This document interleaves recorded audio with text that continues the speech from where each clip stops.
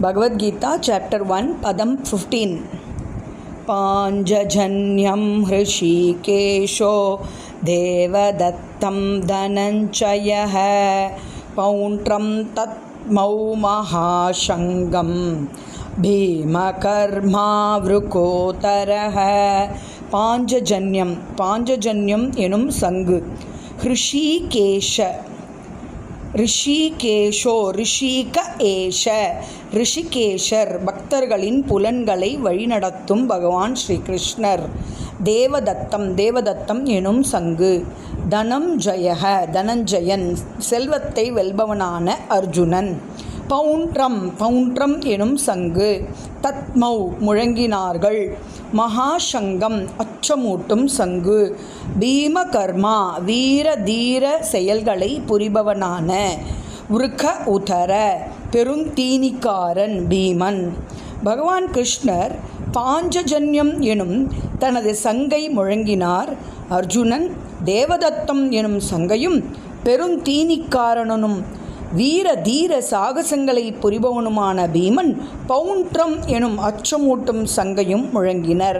பொருளுரை: பகவான் கிருஷ்ணர் இங்கு ரிஷிகேஷர் என்று அழைக்கப்படுகிறார். ஏனெனில் அவரே அனைத்து புலன்களின் உரிமையாளர் ஆவார். உயிர்வாழிகள் கிருஷ்ணரின் அம்சம் என்பதால் அவர்களின் புலன்களும் கிருஷ்ணரது புலன்களும் அம்சங்களே.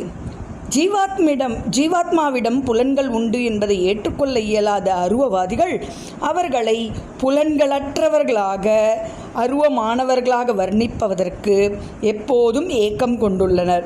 எல்லா உயிர்வாழிகளின் இதயத்திலும் அமர்ந்துள்ள இறைவன் அவர்களின் புலன்களை வழி நடத்துகிறார். ஆனால் அவரது வழிகாட்டுதல் ஜீவனின் சரணாகதியை பொறுத்ததே. ஒரு தூய பக்தனின் விஷயத்தில் பகவானே அவனது புலன்களை நேரடியாக கட்டுப்படுத்துகிறார். இங்கே குருக்ஷேத்திர யுத்த களத்தில் அர்ஜுனனின் தெய்வீக புலன்களை நேரடியாக கட்டுப்படுத்துவதால் அவர் ரிஷிகேஷர் என்ற குறிப்பிடப்பட்ட பெயரால் அழைக்கப்படுகிறார். தனது பலதரப்பட்ட செயல்களுக்கு ஏற்ப பகவானுக்கு பல்வேறு திருநாமங்கள் உண்டு. உதாரணமாக, மது என்னும் அரக்கனை கொன்றதால் அவருக்கு மதுசூதனர் என்று பெயர். புலன்களுக்கும் பசுக்களுக்கும் இன்பம் தருவதால் அவருக்கு கோவிந்தன் என்று பெயர். வசுதேவரின் புதல்வனாக தோன்றியதால் அவருக்கு வாசுதேவர் என்று பெயர். தேவகியை அன்னையாக ஏற்றதால் அவருக்கு தேவகி நந்தனர் என்று பெயர். விருந்தாவனத்தில் யசோதைக்கு தனது பால்ய லீலையின் பாக்கியத்தை அளித்ததால் அவருக்கு யசோத நந்தனர் என்று பெயர். நண்பனான அர்ஜுனனுக்கு தேரோட்டியதால் பார்த்த சாரதி என்று பெயர். இதுபோல குருக்ஷேத்திர போர்க்களத்தில் அர்ஜுனனை வழிநடத்தியதால் ரிஷிகேசர் என்ற பெயரும் அவருக்கு உண்டு. இப்பதத்தில் அர்ஜுனன் தனஞ்சயன் என்று அழைக்கப்படுகிறான். ஏனெனில் பல்வேறு யாகங்களை செய்வதற்கு பணம் தேவைப்பட்ட போது அவன் அதிகமான செல்வத்தை சேகரித்து தனது அண்ணனுக்கு உதவினான். அதுபோலவே பெருமளவில் உணவு உட்கொள்வது மட்டுமன்றி அரக்கனான இடும்பனை கொல்லுதல் போன்ற சாகச செயல்களை புரிவதால் பீமன் விருகோதரன் என்று அழைக்கப்படுகிறான்.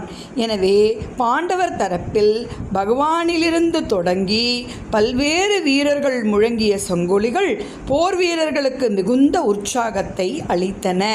மறுதரப்பிலோ இது போன்ற சிறப்புகள் எதுவுமில்லை. பரம வழிகாட்டியான பகவான் கிருஷ்ணரும் அவர்கள் பக்கமில்லை. செல்வத் திருமகளும் இல்லை.